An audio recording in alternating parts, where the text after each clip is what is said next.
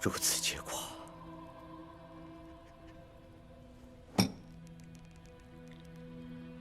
是你逼我的。来追我呀！来追我呀！快跑！哎呀，你们俩慢点儿。追不到我！追不到我！谢谢雨伯伯，好漂亮的兔子灯啊！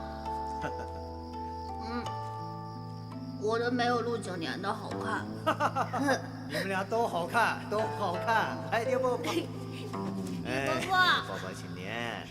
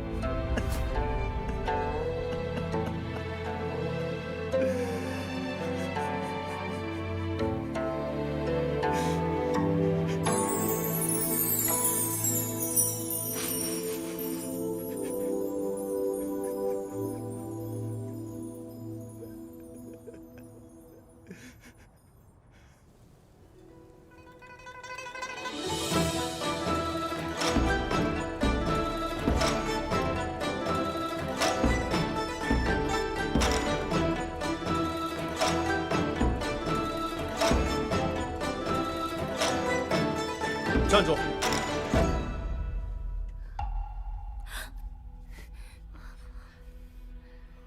我怎么看你那么眼熟啊？我来右教坊已久，苏郎君见过我，并不奇怪。苏郎君，训练时间已过，我们是练还是不练？就是，我是提前说好的，我是到点下锅，谁要是耽误我吃饭，我跟谁急眼。你们也不必对我这个态度。我知道，你们惦记那个陆景年，咱们今天索性就打开天窗说亮话。我不认可陆景年的演奏方式，训练可以，要按照我的方式，否则。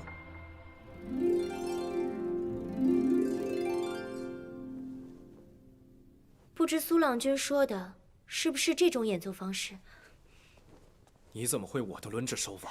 那日左右教坊比试，陆郎君看见你演奏箜篌的手法颇具特点，比起他教授的方法，音色变化更明显，所以就让教坊内所有演奏箜篌的乐人皆用此指法了。陆景年觉得我的方法比他强，他那么自负，这不可能。好就是好，陆郎君向来对事不对人，这一点怕是与苏郎君有所不同。他真的觉得我有比他强的地方？哎，走开！我找李姑娘。都跟你说了，李姑娘，李姑娘，不字儿，李姑娘，李姑娘，李姑娘，生气。陆景年去了冀州。什么时候的事？就前几日，本来说好每日飞鸽传书互报平安的，结果他已经2日没获消息了。教坊使那边，我们早就打草惊蛇。此次他前去冀州，恐怕已经被人盯上了。那我们快去救他，叫上羽郎君一起。要是真碰上了教坊使，没准还能放我们一马。可是自从上次教坊使的事情之后，我也有几日没有见到羽世杰了。啊，那我们自己去。不可。现在陆景年什么情况我们都不清楚，轻举妄动，只怕是会给他徒增麻烦。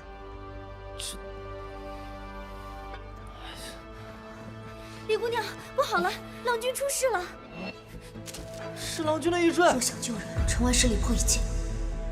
谁送来的？我不知道，是用箭头射来我房间的。如此明显，会不会是陷阱？可可这的确是郎君的贴身之物，若不是他真的遇险了，又怎么会轻易落入他人手中呢？谭鑫、欣儿，你们留在教坊。生静，跟我去找人帮忙。好。哎，李姐姐，借人是，我知此举有些唐突，但我确实已无他法。陆景年可能被人擒获，我想要借郡主随身高手一用，与我前去救人。他在哪里？城外10里坡。珠儿，传我命令，将周卫暗卫悉数调出，与李姑娘去城外救人。郡主，暗卫不能动。我们身处他国，危机四伏，暗卫一动，您的安全如何保证？我一个人在客栈之内，没人来害我。快去调人！郡主，王爷交代过，不允许您参加圣朝事宜，您三思啊！原来如此，是我考虑不周。郡主，前些时日，我明知有教坊有难，陆郎君蒙冤，可我碍于身份无法参与。如今他命悬一线，我岂能再置之不理？我是下主过郡主，可我也是一名常人女子。郡主，李姑娘，请放心，人马上就到。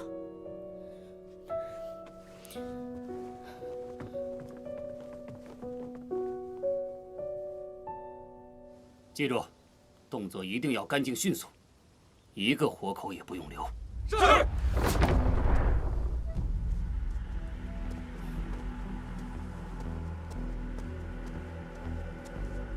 老爷，您这是？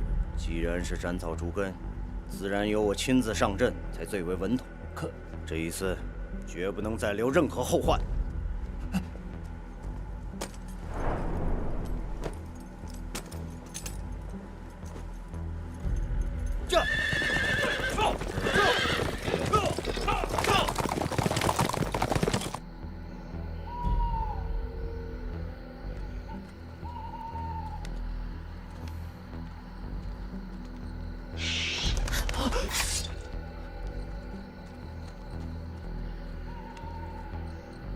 李姐姐，是你们吗？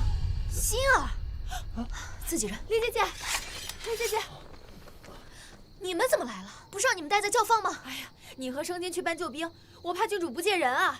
你们单独行动的话会有危险的。是啊，李姑娘，虽然我肩不能扛，但若你们真的因此遇险了，我又怎么能够安心独活呢？哦，对了，李姐姐，我们刚刚看过了，这里除了这个院子没有别的地方了。陆郎君真的会在这儿吗？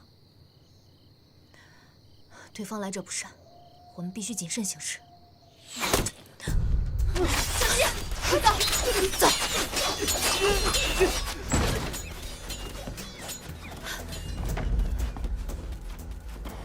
果然是个圈套，看来对方想用陆景年做诱饵，将我们一网打尽。啊！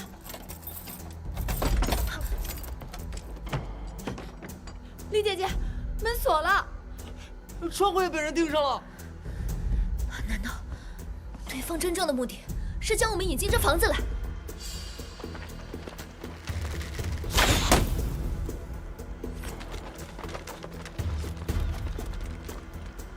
果然如老爷所料，只要抛出陆景年的线索，这一干人等都悉数上钩。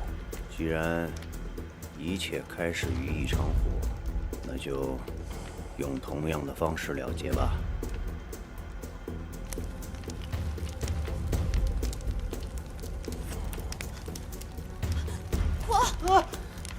是皇上爷领的，起了火根本没人来救，等到有人发现，我们早就被烧成灰了呀！那怎么办啊？大家先别慌，我们找找其他出路，或者能被撬动的地方。好，我的天！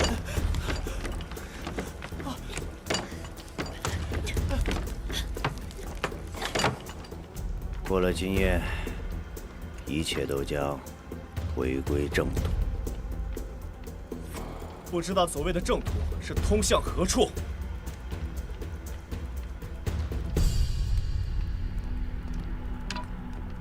事到如今，你我也不必再隐晦曲折了。一个人可以改头换面，但他的字迹却甚难改变。这是在冀州的衣冠冢里面拿到的，只要送去大理寺查验对比，相信很快就能辨出个结果。你这是在威胁我？是交易。教坊使放了院内所有的人。我们坐下商谈。那我也开门见山，留下信件，我饶你一命，否则别怪我不念旧情。你为了隐藏自己的平民身份，你杀了文君，断了那些越人的生命。你的平父青云踏的是听到郎君的声音了。如今有妒忌屠师是吗？石郎君来救我们了！救命！郎君，救命啊！他没事，太好了。人命在你眼中就如此的低贱吗？我管不了那么多。我怜悯他人，谁怜悯我？我在乐坊被人踩头，没人怜悯；我身为乐人被人断腕，没人怜悯；我双亲病故家中，奔丧不得，依旧没人怜悯。如今你让我怜悯别人，怎么怜？如何怜？放手吧，于伯伯。你这双手是用来抚琴的，不要再让它沾满鲜血了。现在放手还来得及。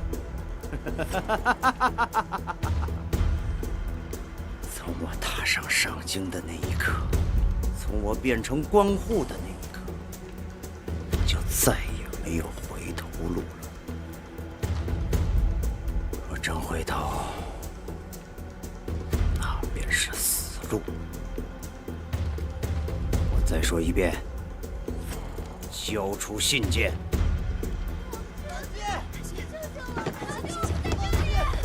郎君，救命啊！放我们出去！郎君，郎君，清醒一点。救命！郎君。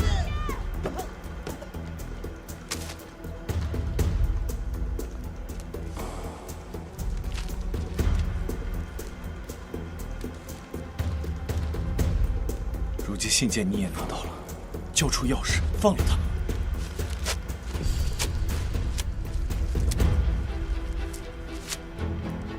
我从未说过要放人。这些人抓着我的把柄，若就此放过，后患无穷。许恩，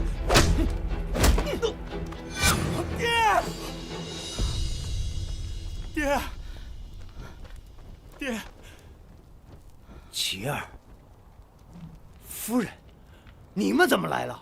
爹，放手吧，别再杀人了。陆景年，你真是好手段，拉我妻儿来此，你以为这样就可以寻求生路吗？爹，是我将母亲带来的。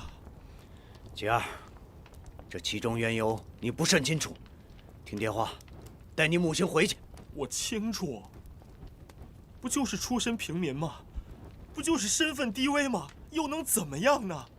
我不在乎，母亲也不在乎，只想要我们一家三口平平安安的在一起就够了。你说，你们知道？徐安，你从一名普通乐人一路晋升，难道从未想过身份何也，为何会次次顺遂吗？可夫人一向注重门第出身，为何明知我欺骗于你，却没有揭穿？因为你的才华和不愿向命运低头的勇气。身为乐人，你深受断腕之苦，也从未放弃。我虽出身名门，却事事身不由己。与你成婚，亦是我与命运最大的抗争。虽然伪造乐籍是重罪，可我就算拼尽一族荣耀，也会救你。你何至如此呢？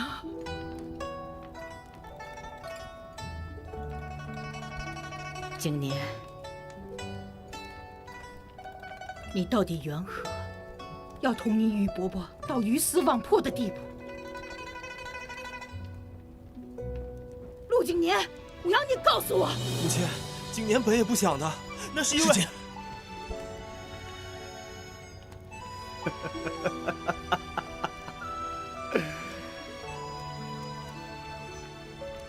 我一心置你于死地，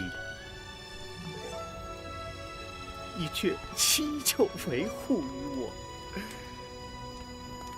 景年，你让宇伯伯亲情何以堪呐！爹，收手吧，再不救人来不及了。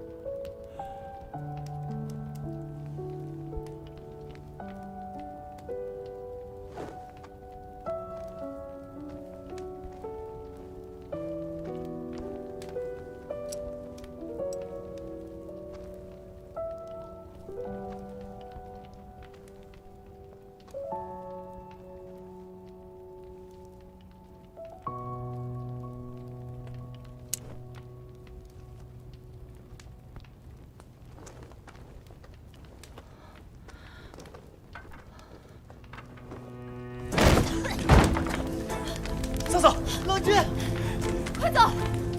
快走！担心，快走！嫂嫂，郎君，你有萤火证，进去就是送死，我去救小狐狸。带大家去安全的地方。我不，3年前你就不听我劝，非要重新和爱去救檀溪的姐姐。不许刘妈不说，连你自己人生都改变了。他的结果吧，说了就闻君所知。郎君，嫂嫂，郎君。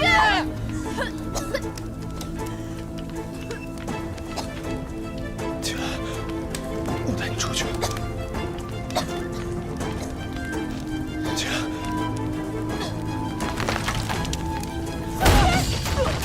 郎君，怎么了？为什么？我们先离开这儿。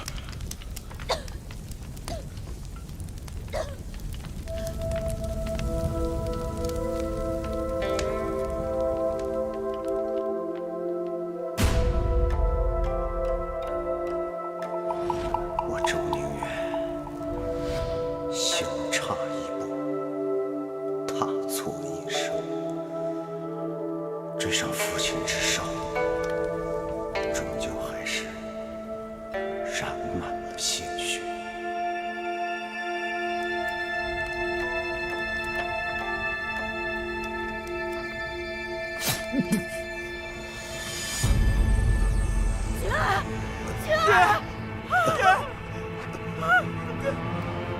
姐儿，姐儿，对不起，爹让你失望了，但你却从未让爹失望过。那封信是你挖出来的吧？云深说见坟土动过，我猜测可能是你。对不起，对不起。爹不怪你，我的双手沾满鲜血，可我的儿子却一身坦荡。爹很骄傲，若这世间有因果报应，所有罪孽由我一人承担。爹杀人，你救人。夫人，我在这儿。夫人，我瞒你半生，也愧疚半生。今日能将此事宣之于口，于我而言，也是种解脱。也是解脱了。你让我和姐儿怎么活呀？我这一走，就苦了夫人，独自照顾杰儿。夫人要好生活着，替我看着杰儿娶妻生子，平安一生。若有来世，我定以真实身份与你重逢。你我夫妻只有相濡以沫，不再有门第分争。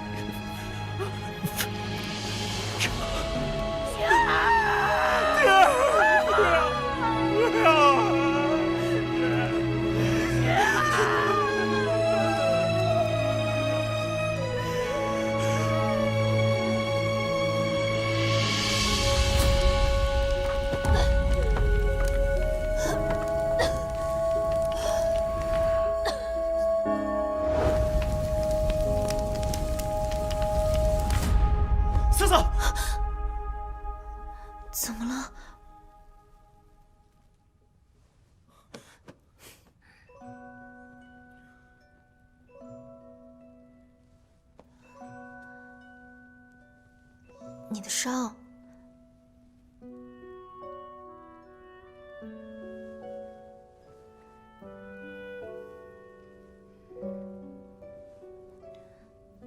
你几次涉险都是为了我，是我连累了你。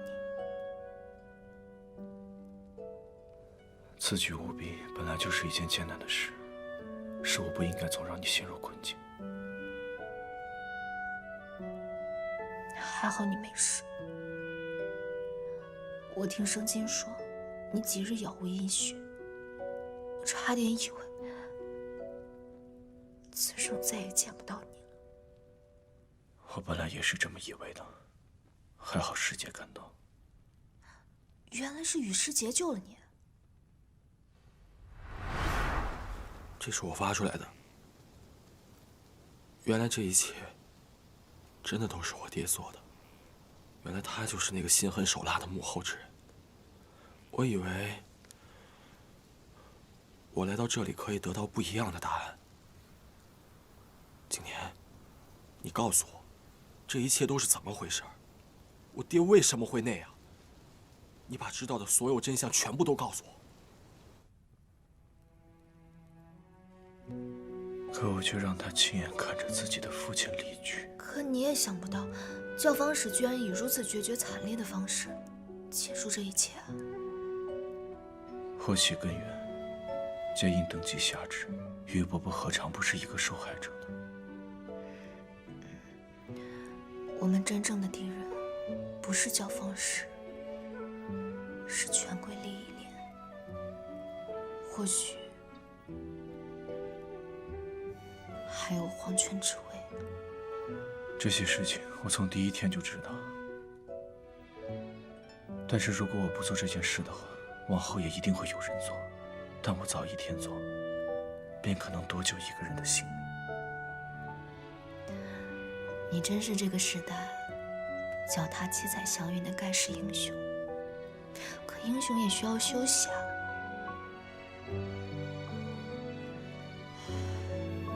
你怎么一副心事重重的样子？是不是这些事吓到你了？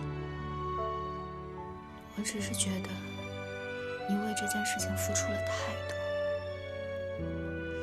你颈后的伤疤也是当年救檀溪姐姐留下的吧？是，当年因为没有把她救出来，这件事情成为了我的禁忌。不过都已经过去了，玉伯伯已故。明天我想去看一下玉伯母。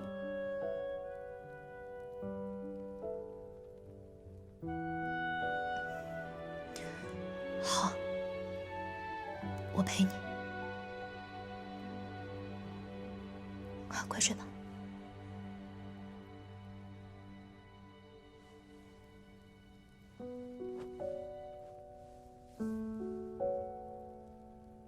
睡吧。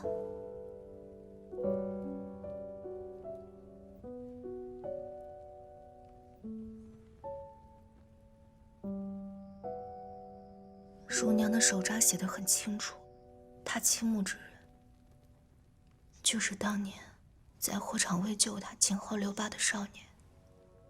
可陆景年的疤痕却另有故事，这就意味着陆景年根本不是我要找的人。上玉阶将至，我找不到，也许就回不去了。即便知道在哪儿又如何？即便是真的找到那个人，我会选择和他结婚吗？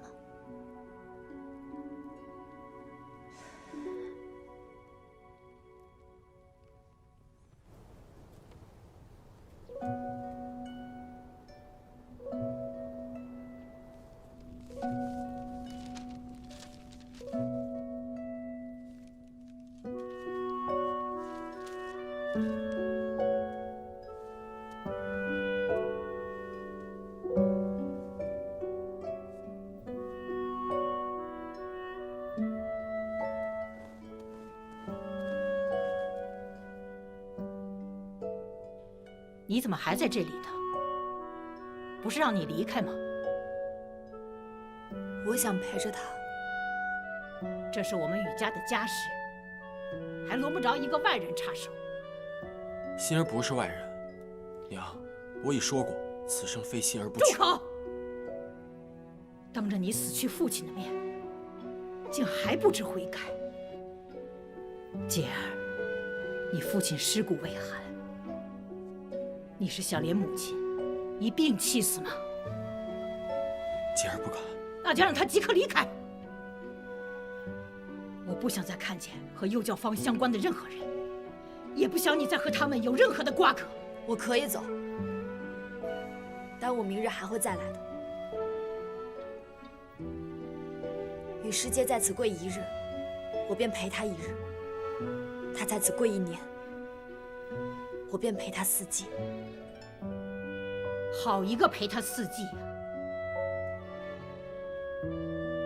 你这是在干什么呢？啊，和我示威吗？我不敢。您是与师姐的母亲，您说什么，我定然会尽力去做。但这并不代表您就是对的。我之所以愿意陪她在这儿跪着，并不是觉得我们错了，而是我知道她心里难受，以这样的方式陪伴，她会好受一些。所以，即便您骂我，我还是要陪着她。我不想留她一个人。夫人，幼教坊的陆郎君前来拜访。陆景年，他怎么来了？不许起来，继续跪着。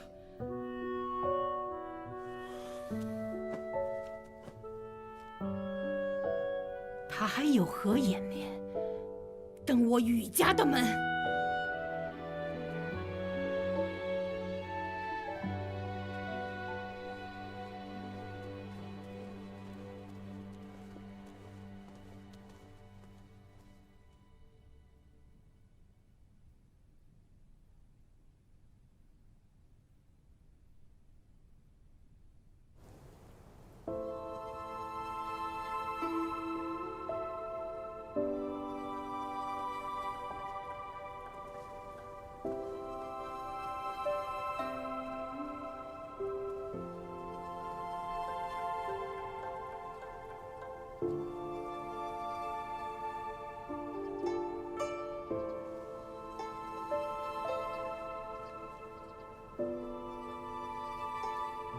陆郎君，这是何意呀？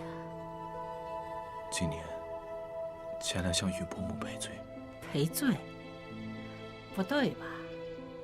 那日大火，陆郎君言之凿凿，满口大义，现如今跑到这里来说要赔罪，你何罪之有啊？玉伯伯、玉伯母一直视我为己出，待我如亲子。事情会发展到这个地步，我有不可推卸的责任。如果我当初再思量多一些，再筹划多一些的话，或许这一切也不至于如此。人都已经不在了，你现在来说这番话，除了让我觉得你惺惺作态之外，还有其他意义吗？玉伯母，不要叫我玉伯母！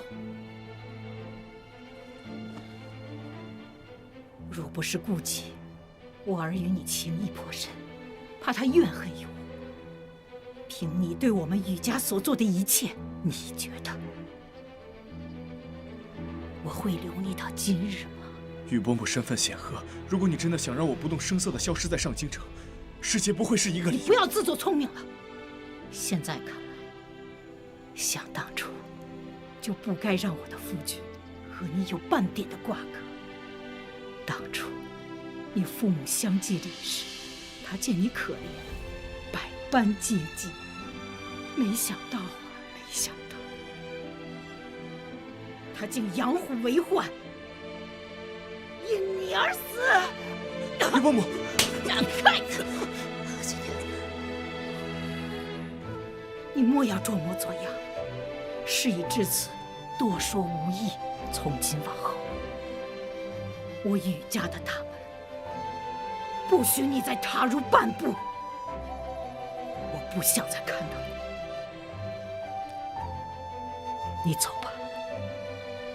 今天前来，本也不奢望伯母的原谅，但还望伯母在以后的日子里保重身体，安康依旧。今年告退。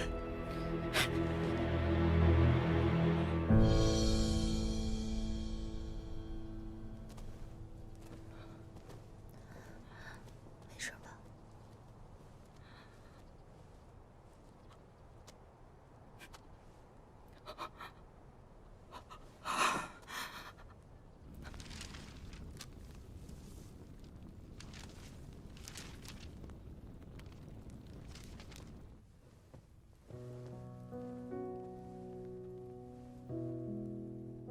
这是我最近刚发现的品种，特别甜。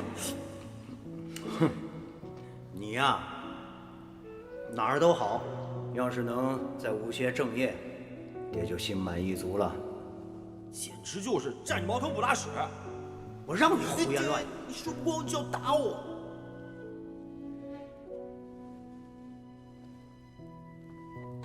爹，我先走了，记得吃葡萄啊！臭小子！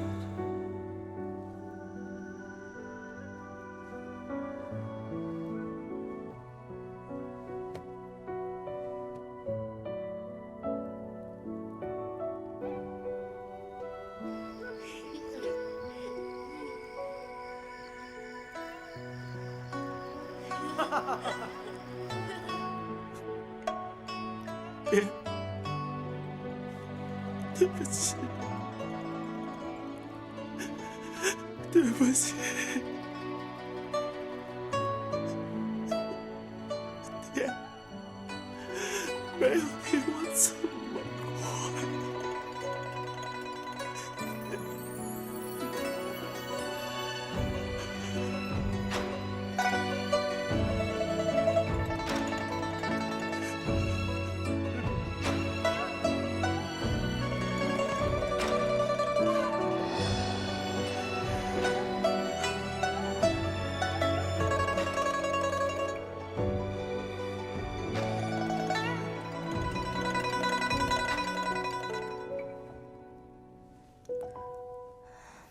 纵有千般理由，可教坊使毕竟害死了那么多条人命，你今日又何必那么忍让？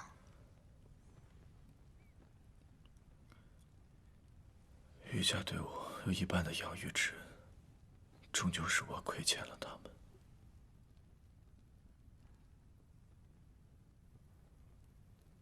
玉伯母说，你父母早亡。他们是因何去世啊？我只是随便问问。你要是不想说，也可以不说。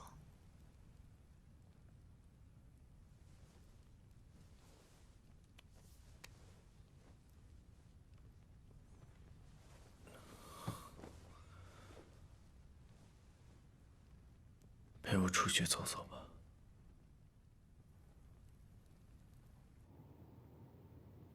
你曾经说过，去世的人会变成天上的星星，来守护他们重要的人。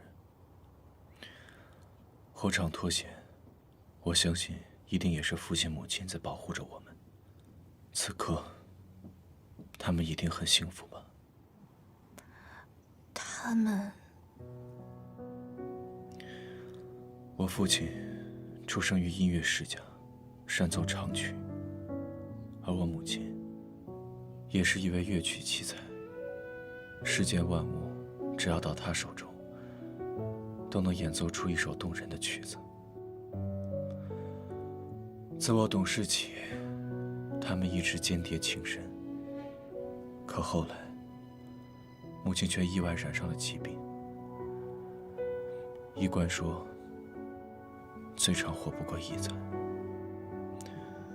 自那以后，父亲便带着母亲，一直寻遍圣朝所有的名医，西行千里，远至莽郡。可到了最后，母亲还是离我们而去。那你父亲也是因病去世的吗？母亲临终前曾经告诉父亲，她最喜欢的花是凤铃美人，想让父亲给她种满一整个花园的花，摘下一朵送到她的坟前。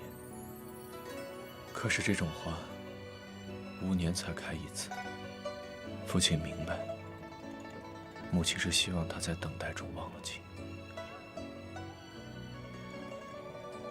可是父亲到最后，还是为母亲种下了一整个花园的凤铃美人。等到花开的时候，他带着那一朵花，与母亲合葬在了一起。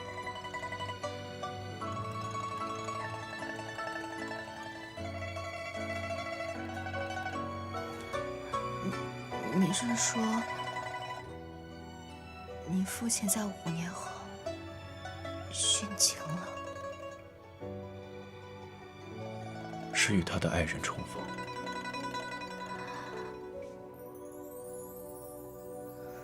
可人活一世，除了爱人，还有亲人和朋友啊。万物皆空，唯有情字长久。萨萨，如果那日你没能从火场中逃出的话，那世间万物与我，一切都空空如也。待上元节结束过后，我会做出与父亲一样的选择，与你重逢。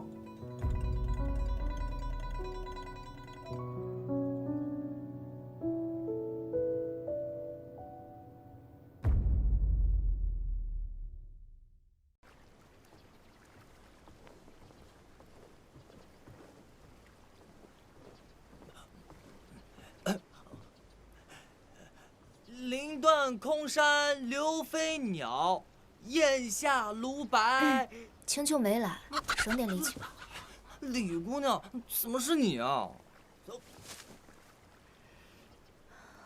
我有事情想问你。要是又让我出卖郎君秘密，我可是打死都不会告诉你的。我就是想问，陆景年这些年都未娶妻，甚至连个心上人都没有，这是为什么？当然是郎君眼光高啊！他倾慕之人，必定是这世间绝色。那还有其他原因吗？比如感情观？感情观？就是他对感情的看法。啊，你说这个？哎呀，其实吧，别看我家郎君外表浪荡，内心对感情可是至死不渝的。他认定一人，便是一生了。那倘若那个人先行离去呢？自然是跟着去了。啊？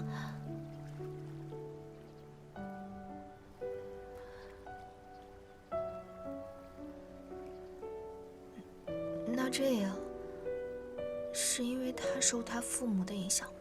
郎君连这个都跟你说了，看来真是对你毫无保留了。其实，老爷殉情的时候，郎君倒是没有过多的悲伤，反倒认为，与其一人独活着，倒不如2人同归，同生共死才是爱情最完美的结局嘛。所以，他这些年一直不敢轻易交付真心。唉，只是感情这种事，怎么控制得了嘛？你看他还不是对你情根深重？那乳娘，虽未有盟约，可他与我已是人生中不可或缺的另一半。我宁可死在这里，也不愿意再寻他人成婚。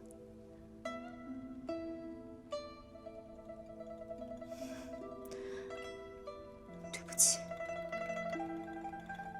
我无法完成你的心愿。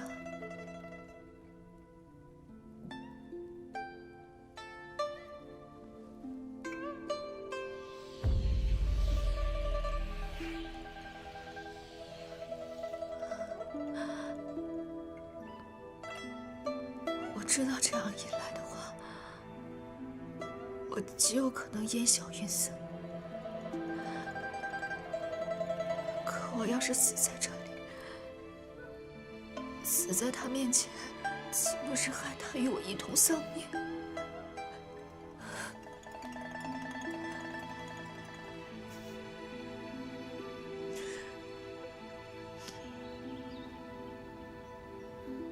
陆郎君火场救人，受伤不轻，不知现在伤势如何？感谢郡主挂怀，已无大碍。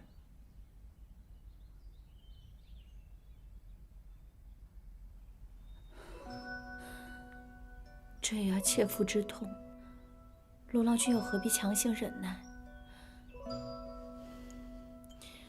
这是我下主国的创伤圣药，乃国主所赠。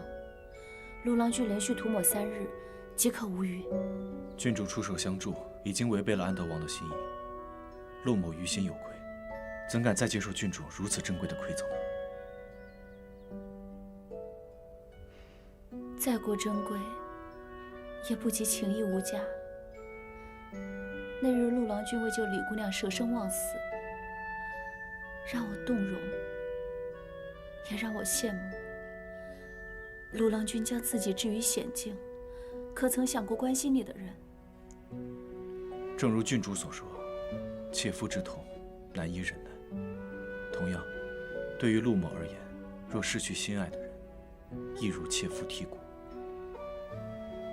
众人都说那日在火场，我舍生忘死，其实并不然。若他当日在火场中丧生，陆某也绝不会继续独活。与其说是我救了他，其实一直都是他救了我。看来陆郎君对李姑娘心意已定。死生契阔，于此成熟。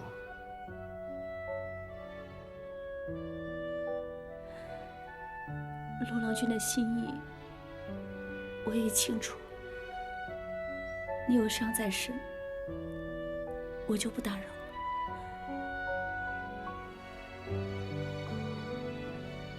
郡主，郡主曾多次明里暗里对陆某出手相助，陆某皆一一刻骨铭心。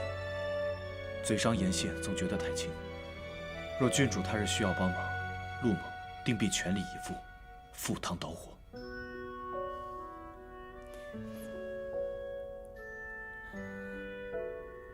得一星璀璨，不如拥有浩瀚星河。此次圣朝之行，我已无憾事。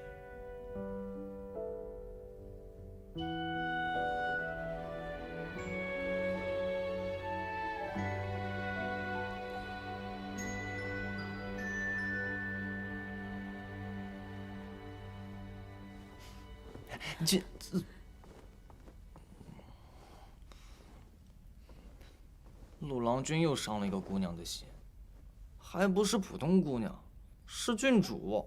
有事说事，没事出去。有事儿是好事儿。羽郎君已经将教坊使所为上报，护卫云深也被抓了，用不了几天，郎君就可以重新回右教坊了。哼，那个苏宗臣鸠占鹊巢，我看他也蹦跶不了几天了。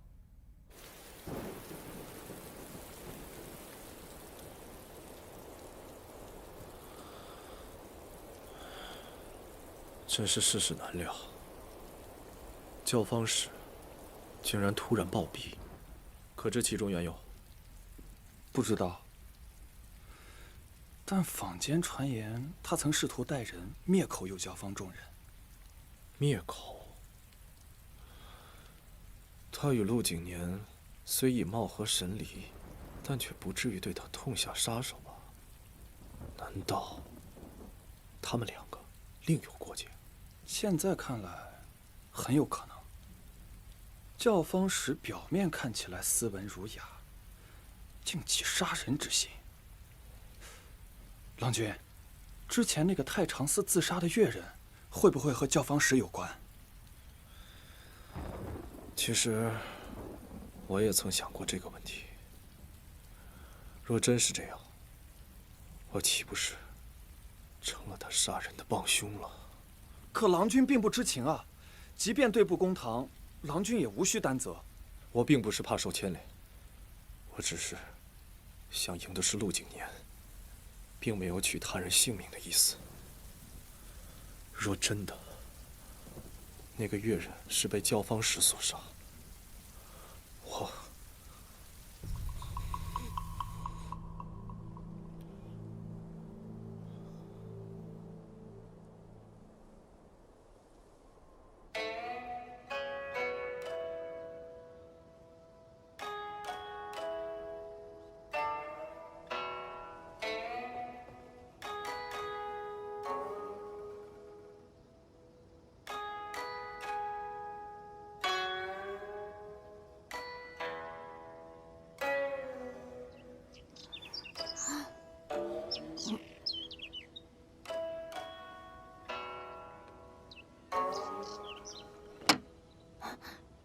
明川，你可知为何少年越人要穿白衣啊？因为取学少时，功未成，名未就，最为本心。这是要我们谨记越人最初的样子。不错。淡泊者心清，心清者志明。他日你们或贵官加身，定要切记。不论外界如何纷扰，不忘本心，勿迷心性。谨记越官教诲。继续谈吧。时隔多年，孙越官依旧严苛。记得当年你我抚琴，稍有差池，便遭责骂。这群少年，往后便是我朝取之栋梁。甚至如你我一样，身居教坊副使之位，掌越人前程。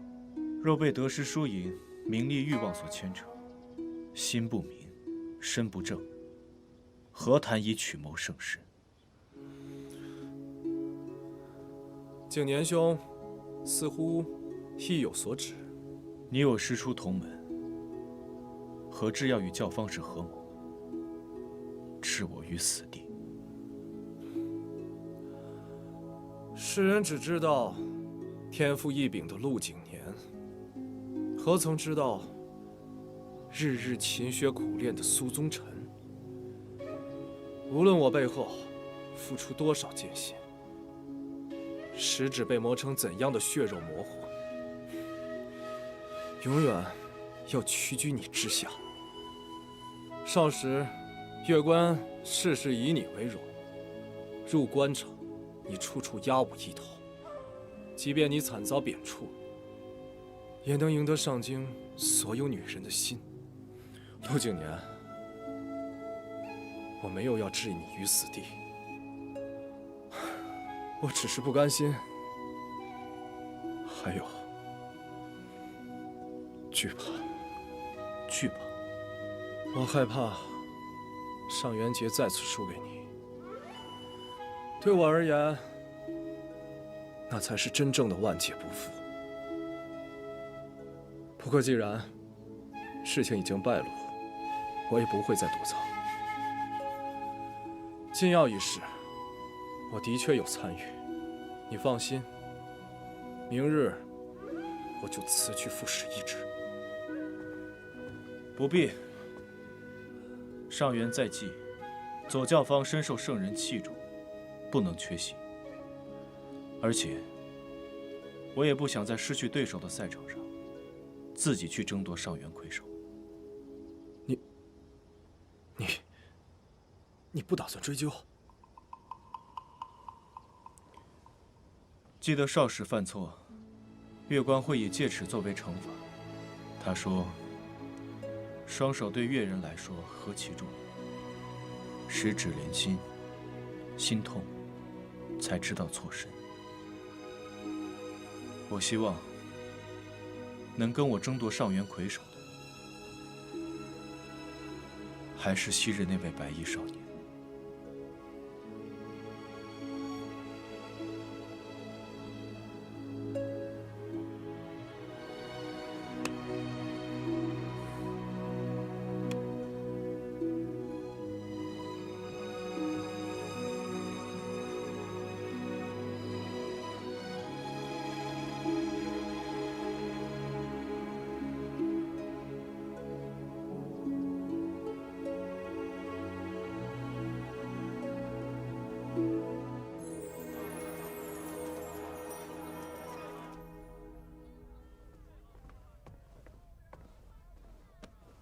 郡主，李姑娘来了。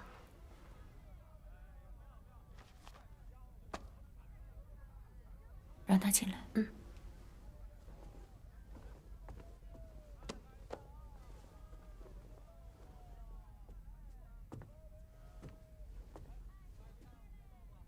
李姑娘，你怎么来了？不知郡主现在可否有时间？郡主来到上京城后，只有陆景年他们几个大男人陪郡主逛过，不用猜都知道，肯定是投壶马球那一套。其实上京还有很多好东西，今日我刚好得闲，就想着带郡主来逛一逛。有劳李姑娘挂心了。全上京最好的胭脂铺子就是这儿了，芳香细腻，质地轻柔，保证郡主用完都舍不得离开了。余娘，杏仁芙蓉粉，给我拿2盒。千万别说没货啊！这位客人若是用好了，以后指不定后半辈子的胭脂就都在你这儿买了。如此说来，还是个大买主。好，姑娘稍等。李姑娘说笑了，我又不是上京人士，岂会后半生都在这里？万一觅得良人，就可以留在这儿了呀。郡主不是很喜欢圣朝吗？我是喜欢圣朝，可是良配难寻，勉强不来。两位姑娘，您的胭脂。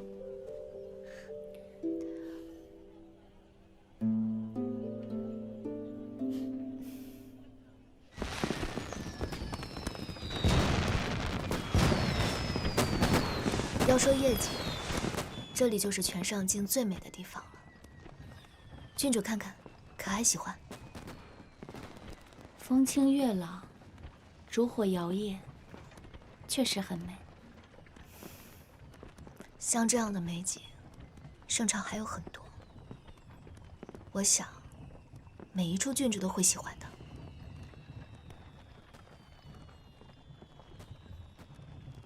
前面就是玲珑斋了，郡主日后若是想吃糕点，就可以去他家，那里也是陆郎君的最爱。哎，告诉你个秘密，你别看他身高8尺，但特别像个小孩，饭后爱吃甜品，尤其是小兔子那款。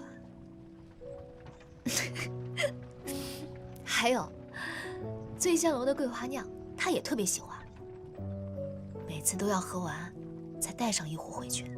再就是玉宇阁的胡麻饼了，老是让云师姐帮他买。其实我觉得南市的比他好，可他总是吃的特别起劲。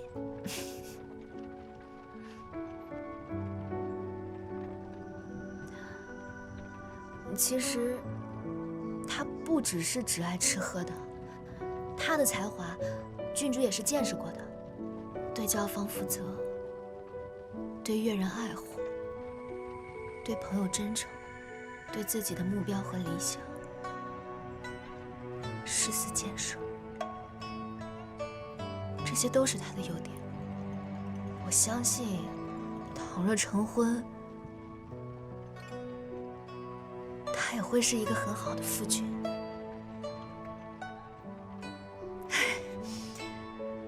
总之，他真的特别好。只要郡主日后慢慢相处，一定会发现。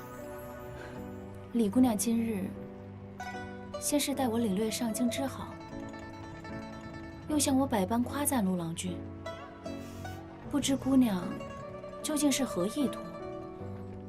若再不点名，恐怕这美食美景我也无心赏用。郡主，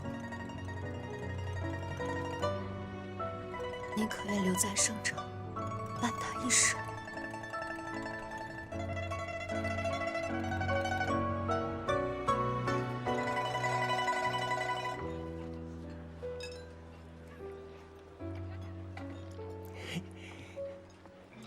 郎君，快吃一颗。什么东西？是喜果。你没听见外面那么热闹吗？客栈老板跟心仪的姑娘表白成功了，请大家吃蜜饯果子呢。在这儿表白，当众？对啊，那姑娘都感动哭了。哎呀，我改日也要给青丘来一场盛大告白。别的姑娘有的，我们青丘也得有。表白当真那么重要吗？不是两个人心意相通就好了吗？哎呦，当然重要了，这是给情谊一个名分，姑娘们很在意这个的。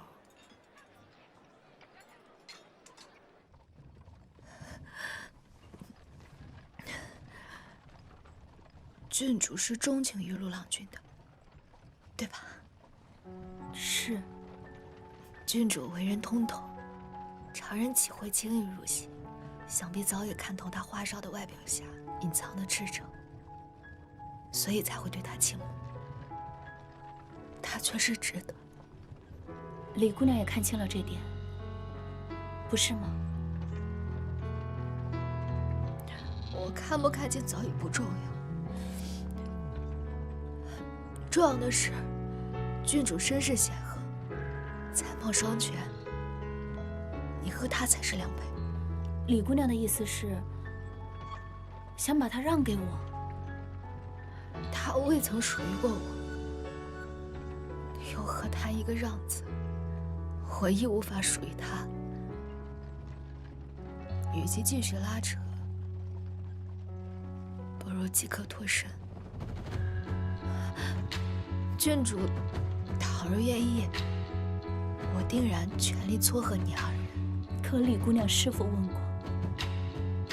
她可愿意？我一个女子都对郡主赞赏有加，假以时日，她又岂会无动于衷？看来李姑娘没有问过，可我问过。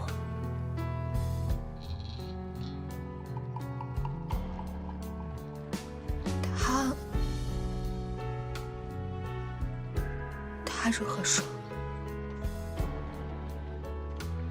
死生契阔，与子成说。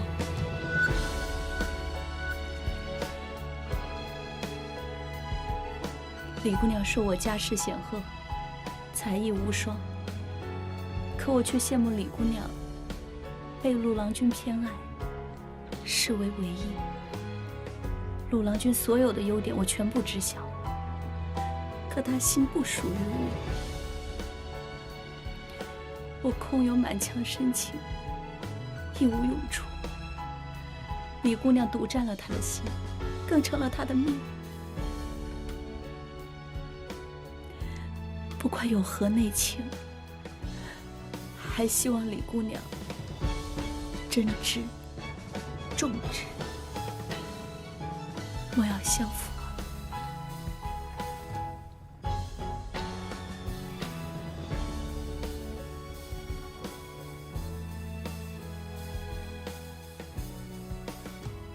死生契阔，与子成说。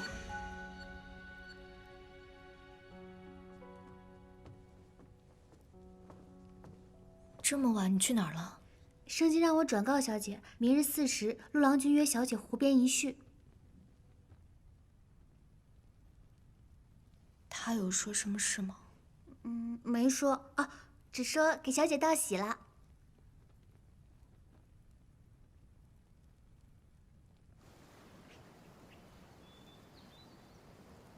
哎，那不是陆郎君吗？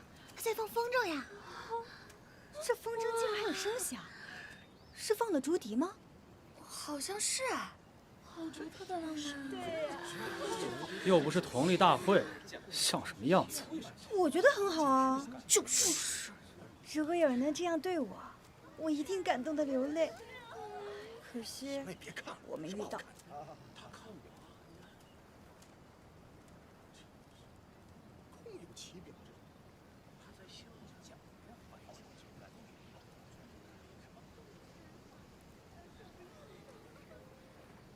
你说与世杰的表白方式浮夸俗套，可却将我对风筝的赞美记在了心里。陆青年，你这样让我如何舍得离开？可此事事关你性命，我若是在你眼前烟消云散，岂不是也在将你拉向死亡？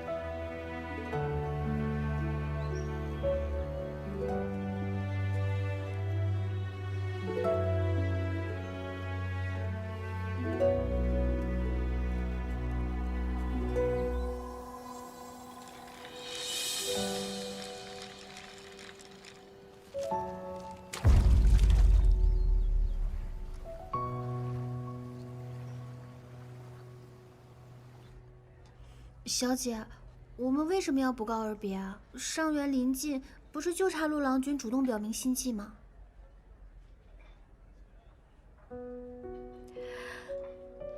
不是所有的缘分都是金玉良缘。店家，你可曾见过这画中的女子？没有。你再仔细想一想。确实没有。有的人陪伴你成长，有的人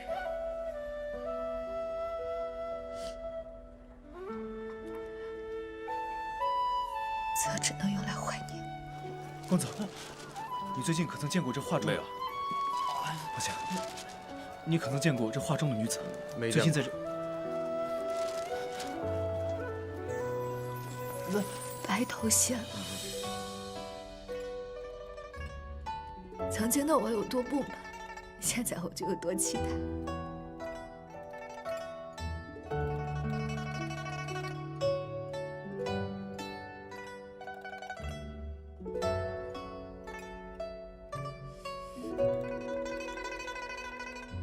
小姐。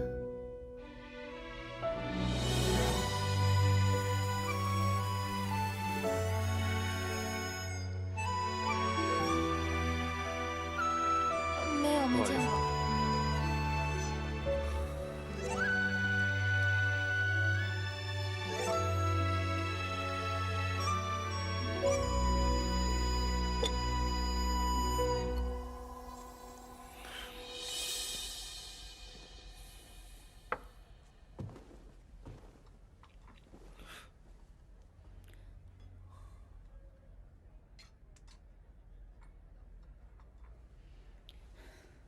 陆郎君最喜欢的就是这桂花酿，可是如此好饮，怎能品出各种滋味？郡主何事？陆郎君怎么不好奇，我是如何得知你喜欢这桂花酿？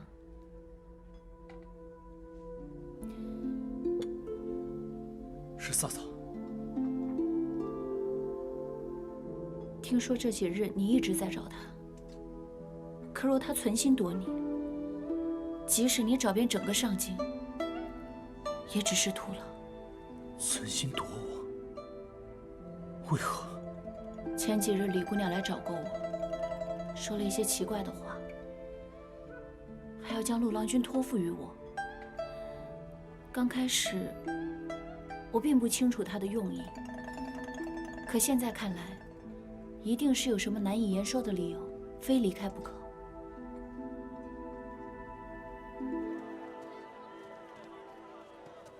母亲近日过度伤神，若是累了，我们就即刻回去。一回到家中啊，满脑子都是你父亲的影子。师姐，师姐，出事了！发生什么事了？李姐姐也失踪多日，陆郎君几乎寻遍了整个上京，也毫无踪迹。他现在要出城寻找，你快跟我一起！放手！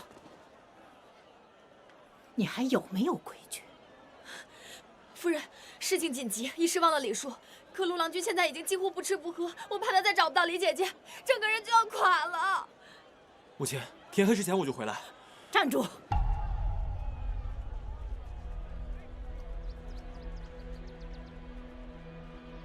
杰儿，你父亲刚走不久，这么快，你就忘记仇恨了吗？仇恨？母亲，您告诉我，我应该恨谁？景年吗？他行人间公义之事，我为什么要恨他？夫人，你怎么不讲道理啊？公义，他的公义，害死了你的父亲，害得我们家破人亡。你跟为娘说公义？母亲，您随我去一个地方，到了那儿，您就知道是谁害得我们家破人亡了。几年前，长垣越方的一场大火，烧死了13名平民越人，最小的不过12岁。因出身低贱，无人愿意搭救。而唯一的逃生通道，也被外人从外面上了锁。哭喊声震彻上京。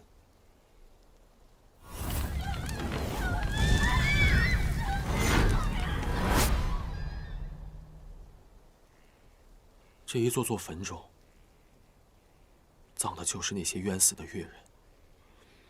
母亲，你可知这些人死于谁手？谁呀？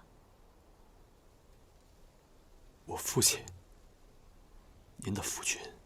不可能，怎么会是他呢？父亲早就向景年坦白了一切，只因为其中一个人知晓了父亲出身平民的秘密，他便无视那越人的求救，也切断了其他10几名越人的逃生之路。不可能，他是越人，他的手是用来弹琴的，他不会真杀人。早就知晓了这一切，可即便您再怨再恨，他都没有选择把最后一层真相撕开给您看。他在保护父亲，保护我们家。母亲，您告诉我，如今的家破人亡，我该恨他吗？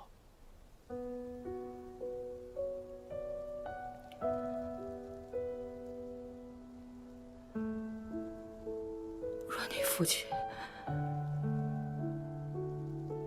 早一些将这些告知于我，或许一切便不是这般模样了。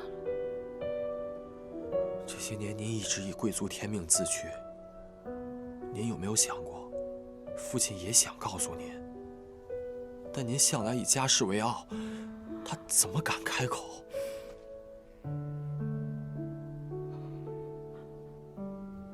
你是说，始作俑者是我？我不知道是谁。逝者已矣，生者还需希望。我只想跟陆景年一起取消不公正的越人户籍制度，这才是根源。以后的事，还望母亲成全。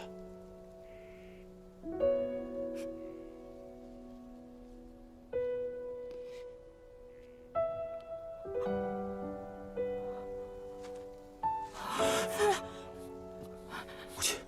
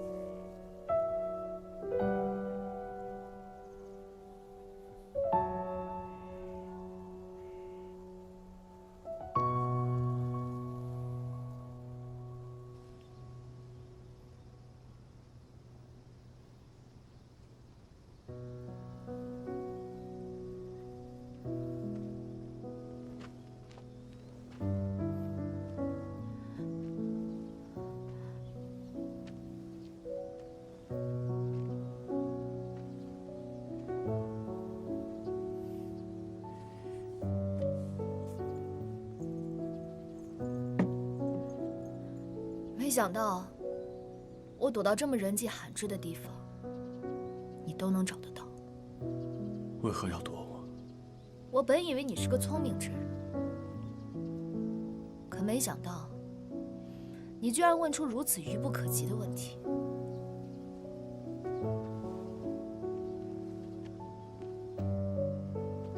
不懂？那我们就打开天窗说亮话。陆郎君以为，当日左右教坊比试，你明明实力不济，我却选择了你，是因为什么？这个问题，我问过你很多遍，你都含糊其辞。那我现在就告诉你，是因为陆郎君你，左教坊虽然表面光鲜，可不过是金玉其外，而陆郎君你确实才艺超群，我看中了你的能力，觉得你一定会在上元节上夺魁，而我作为主位，也一定能一举扬名。你是为了扬名？不然呢？陆郎君不会真的以为我是因为你的英俊魅力，才会对你倾心不已，然后死心塌地地跟随你吧？可是我万万没想到，你这么不争气，你连右教坊副使之位都能丢掉，现在甚至连一名小小的乐人都称不上。我为什么要跟着你？你对我已经毫无价值了。嫂嫂，既然如此，为何我被逐出右教坊的时候，你不选择离开，而是与我共同进退？我本以为陆郎君能耐甚大，可以有翻盘的机会，可不成想，太让人失望了。我不信。如果你只是为了上元扬名，大可以现在就加入左教坊，甚至内教坊都对你青睐有加。你何苦要自己一个人躲在这农家院里？嫂嫂。